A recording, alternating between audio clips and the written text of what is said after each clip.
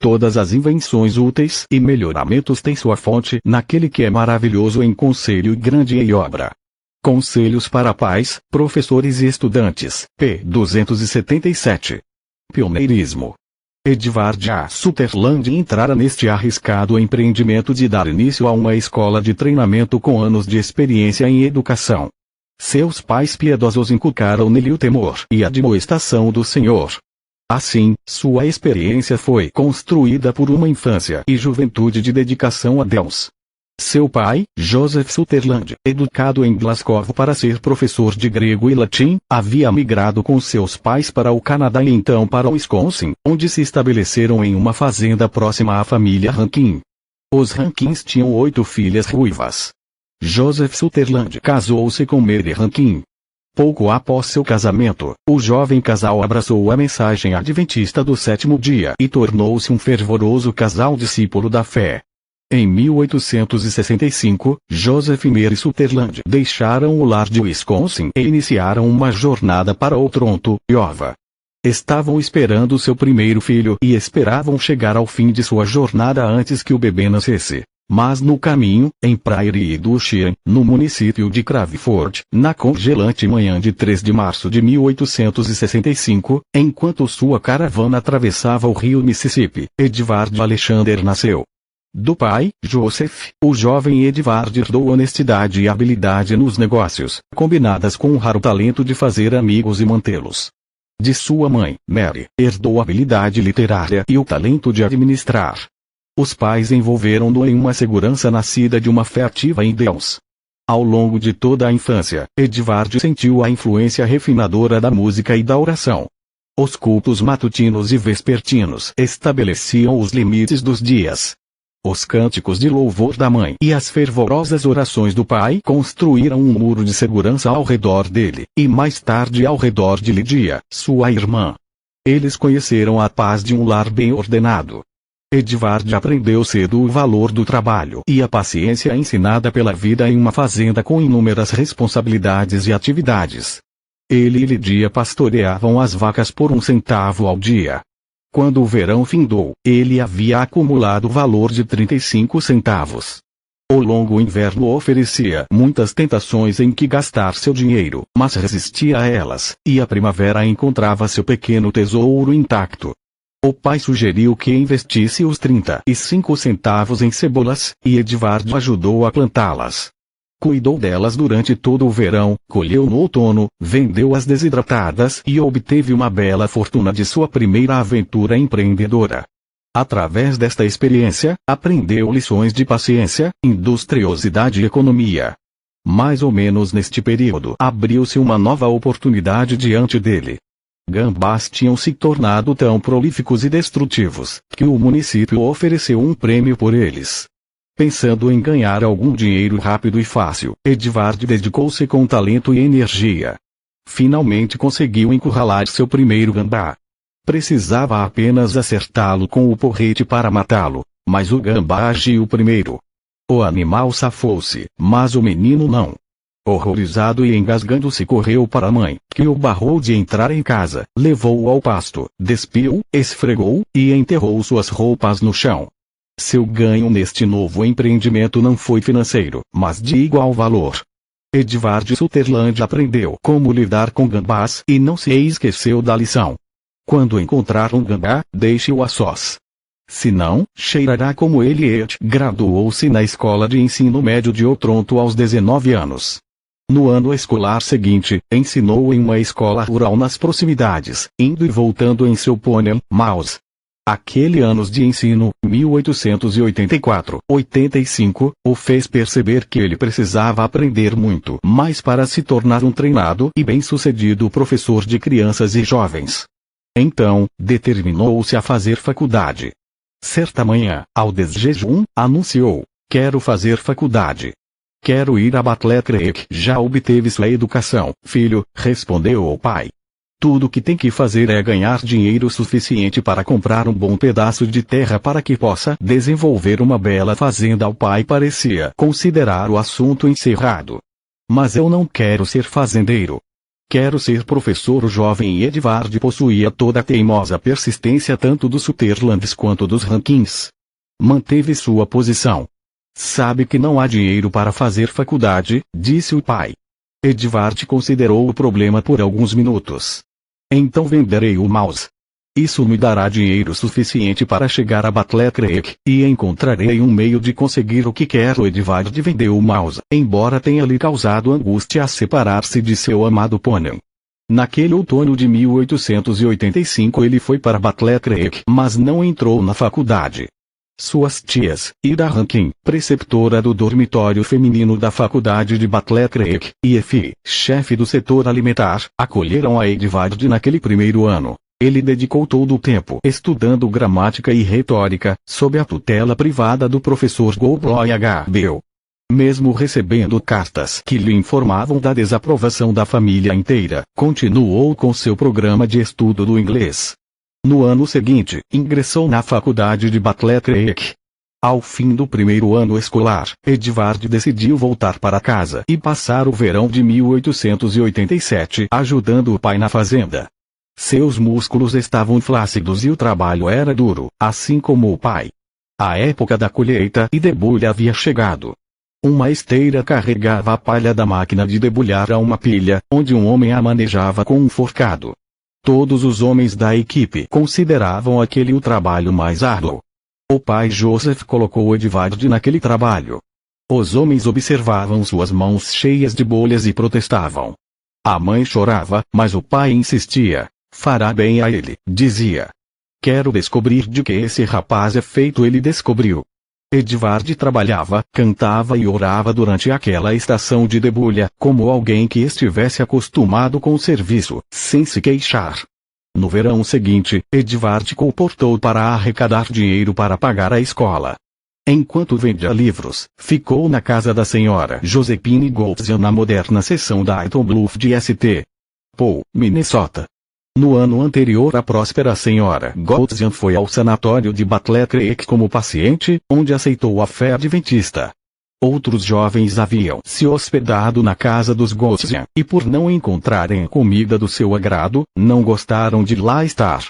Edvard determinou que, se fosse possível, agradaria esta boa senhora. Saía da sua rotina para fazer serviços para ela. Ele tratava de seu cavalo e fazia pequenos trabalhos no local em troca de alimento e estadia. Às tardes e aos domingos a levava pelo parque para passear de carruagem, puxada por seu lindo cavalo, Major. Lembrando-se de seu querido Mouse, Edvard tinha um cuidado especial por Major. O jovem não podia prever como esta amizade única com a senhora Goldzian afetaria seu futuro. O início das maravilhas de Deus às vezes apresenta-se tão simples e sem importância aos olhos humanos. Naquele ano de 1888, Deus acendeu uma grande luz na conferência de Minneapolis através da mensagem de justiça pela fé. Aquela luz mudou a vida de Edvard e motivou seus planos e ações por todos os demais anos de sua vida. No outono de 1888, quando Edvard retornou à faculdade de Battle Creek para seu terceiro ano de estudo, conheceu um novo amigo, Percy T. Magan, o rapaz irlandês. Uma nova amizade começou entre esses dois jovens, não diferente daquela entre Jonatas e Davi. Suas personalidades e capacidades complementavam um ao outro e levaram a uma combinação de esforços jamais igualada na obra denominacional adventista do sétimo dia. Não foi por acaso que Edvard Sutherland e Percy Magan foram colocados sob a direta influência de Mãe White no fim do outono de 1888, quando ela mesma transbordou de alegria e interesse pela mensagem da justiça pela fé, da qual declarou ser a terceira mensagem angélica verdadeiramente. Ela convidou Percy para morar em sua casa. Naquele inverno Edvard frequentemente visitava o amigo. Estudaram as profundas verdades das três mensagens angélicas, o juízo investigativo, o santuário e a expiação, tudo na gloriosa nova luz da mensagem de 1888. Pelo contato íntimo com Mãe White, aprenderam a valorizar o maravilhoso dom outorgado à igreja remanescente através dessa amável mulher. Eles notaram a vida de sacrifícios que ela vivia e os simples móveis do lar. Experimentaram a aura de paz e alegria que preenchia aquele humilde lar. Vieram a conhecer os princípios que ele em White observava e a abnegada preocupação que tinha pelo crescente trabalho. Ambos a chamavam de Mãe White, um título carinhoso que usaram pelo resto da vida. A convicção de que as revelações de Mãe White vinham de Deus tocava profundamente o coração e a mente de ambos e moldava todo o trabalho futuro. Embora Percy fosse 4 anos mais novo do que Edvard, o mais jovem tinha uma profunda influência sobre o mais velho. Edvard logo descobriu que Percy gozava de uma experiência religiosa que ele mesmo não conhecia. Percy havia entregado a cidadela interior de sua vida a Deus e havia aceitado a justiça pela fé em Cristo sem questionamentos ou reservas. Percy, diga-me como pode reclamar as promessas com uma fé tão completa, disse Edvard durante uma de suas longas conversas espirituais. É claro que eu acredito na Bíblia e tudo mais, mas às vezes ainda encontro dúvidas e medos em meu coração. Acho que minha fé não cresceu o suficiente. Percy olhou para ele com grande afeição. Talvez ajudará a lembrar-lhe quão grande é Deus, quanto tempo ele já viveu, e os recursos que possui para cumprir suas promessas pouco a pouco. Percy guiou Edvard a uma completa aceitação da justiça de Cristo e a uma completa dependência das grandes e preciosas promessas. Toda a visita que Edvard fazia à casa de Mãe White e toda a conversa com ela fortalecia a nova experiência até que ambos, ele e Percy, estivessem enraizados e firmados nas salvíficas doutrinas de Jesus Cristo. E Percy também ensinava a Ed acerca da recreação. Edvard notou que Percy obteve sua experiência através do trabalho útil e aproveitável. Percy havia entrado na padaria da escola e logo tornou-se padeiro-chefe. Trabalhou na cozinha e aprendeu a cozinhar. Trabalhou na oficina de usinagem e tornou-se habilidoso com ferramentas. Edvard obtinha sua recreação jogando futebol americano e beisebol. Certo dia Edvard segurou no braço firme de Percy. Precisamos de outro homem no nosso time de beisebol, um homem com esse tipo de músculo. Percy não me interessa, virou-se Percy. Mas por quê? Você acha que temos que trabalhar o tempo todo? Digamos que não posso considerar qualquer atividade como recreação boa para mim a menos que beneficie alguém. Certamente o exercício vigoroso é saudável e necessário para o corpo, insistiu Edvard. Sim, exercício é bom e necessário, mas a meu ver, tal exercício pode ser obtido de forma proveitosa. A verdadeira recreação traz bênçãos a outros. Edvard pensou bastante e profundamente sobre as palavras e exemplo do amigo. Com o tempo, passou a ter o mesmo conceito de recreação que Percy. E assim, passou por outra etapa em sua marcha rumo à grandeza. Uma certa jovem de Iowa, Sally V. Braliar, frequentou a faculdade de Butler Creek e algumas das mesmas classes que Edvard. Ele a achou muito talentosa, educada em alemão e latim, uma artista, cursando ciências domésticas. Também viu que possuía um caráter elevado. Além disso, Edvard percebeu que ambos tinham os mesmos objetivos, e um deles era ensinar. Ele a achava toda atraente, e quando seus olhares se encontraram de uma ponta a outra da sala de aula, um deleitoso sentimento tomou conta dele e faíscas de eletricidade pareciam correr por sua espinha de alto a baixo. Embora as regras da escola restringissem a associação entre rapazes e moças estudantes, Edvard encontrou uma forma de fazer Sally saber que o agradava muito. Como sempre, o amor encontrou o seu caminho, e antes da graduação os dois haviam prometido unir suas vidas e amar um ao outro. O corpo docente aprovou e concedeu a sua bênção. Em junho de 1890 o casal graduou-se na faculdade de Butler Creek. Edvard recebeu sua licença ministerial e encarou o futuro com confiança e entusiasmo. Foi mestre de tenda para o pastor R.C. Porter em um evangelismo na cidade de Winnipeg, em Minnesota, enquanto Sally foi para casa preparar o casamento. Casaram-se em agosto e deram início a uma longa e prestativa carreira. A influência deste dedicado casal se estenderia para o mundo inteiro. Após o casamento, Edvard levou sua esposa a Minneapolis, Minnesota. Tomou o lugar do diretor da escola adventista naquele outono, C.A. Lewis, que havia sido chamado para Union College, em Lincoln, Nebraska. Sally e Edvard Sutherland pouco depois do casamento. O ano correu bem. Sally e Edvard Sutherland cresceram no entendimento mútuo e descobriram muitas qualidades que aprofundaram suas afeições e uniram-nos em um único instrumento para o uso de Deus. Certa manhã de primavera, Edvard voltou para casa de suas classes inesperadamente. O que aconteceu?